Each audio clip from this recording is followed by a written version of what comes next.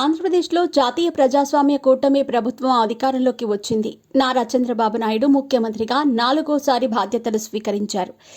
మామూలుగానే ఆయన పరిపాలనను పరుగులు తీయిస్తున్నారు. గత ప్రభుత్వం అమలు చేసిన సంక్షేమ పథకాలకు తోడు ఎన్నికల హామీల్లో భాగంగా ఇచ్చిన హామీల్లో ఒక్కొక్కటిగా అమలు చేసుకుంటూ వస్తున్నారు. వచ్చే నెల 15వ తేదీన రాష్ట్రంలోని మహిళలందరికీ ఆర్టీసీ బస్సుల్లో ఉచితంగా ప్రయాణించే అవకాశాన్ని కల్పించబోతున్నారు.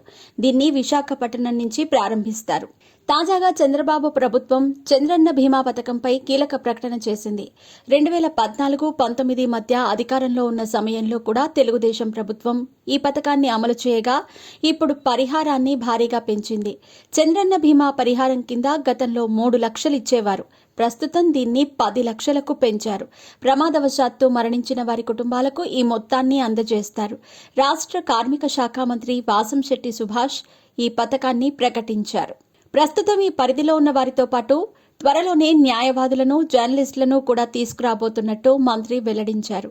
కార్మికులు ఎవరైనా కేవలం 15 రూపాయలు చెల్లించి ఈ పథకంలో చేరొచ్చని, ప్రమాదవశాత్తు మరణిస్తే 10 లక్షలు అందిస్తామని చెప్పారు.